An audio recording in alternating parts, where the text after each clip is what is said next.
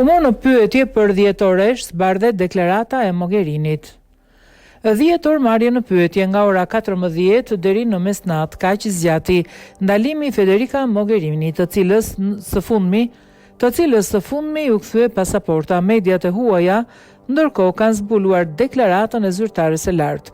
Mogherini mbrojti veten gjatë marrjes në pyetje duke pretenduar çdo hap të procesit të dhënies Akademisë Diplomatike Europiane Shkollës Përbashkët për trajnimin e diplomatëve të BE-s, Kolegjit të Evropës, të cilin ajo e drejton. Procedurat u zhvilluan me transparencën më të madhe, nga nuk pati privilegje ose nuk u shfrytëzua asnjë informacion i klasifikuar. Objektivi vetëm ishte krijimi një klase më të mirë diplomatike për Bashkimin Evropian, u tha ajo hetuesve, sipas asaj që La Repubblica zbulon. Ish përfaqësuesja e lartë e Bashkimit për punët e jashtme dhe zëvendës presidentja e komisionit është nën hetim nga zyra e prokurorit publik evropian në Bruksel për një çështje që përfshin rolin e saj si drejtoresh e Kolegjit të Europës në Brugj.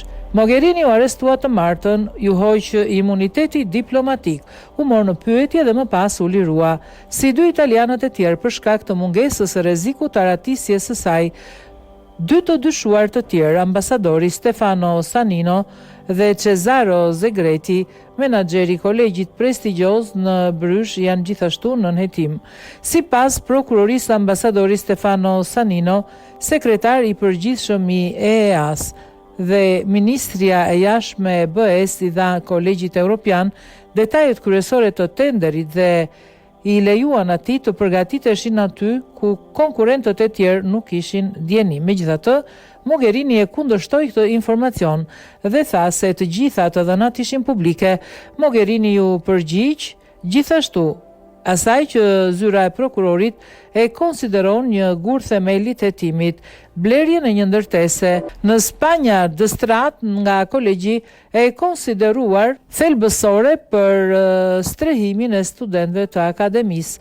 Prona me vlerë 3.2 milion euro dyshohet se është blerë disa muaj para shpalljes së tenderit në një kohë kur kolegji përjetonte vështirësi financiare. Ky vendim, nëse konfirmohet, do të sugjeronte akses të privilegjuar në informacionin konfidencial. Megjithatë, Mogherini poi se nuk kishte nevojë për informacion konfidencial sepse gjithçka ishte tashmë e qartë. Në vitin 2024 nënshkrua një marrëveshje 4 vjeçare që i besoi kolegjit menaxhimin e Akademisë së re diplomatike me Mogherini si drejtoresh. Ky vendim konsolidoi përvojën pilot dhe mbështeti rritjen e projektit, vlera e përgjithshme të cilit është afër 1 milion euro me afërsisht 700.000 të destinuara direkt për në Brugj.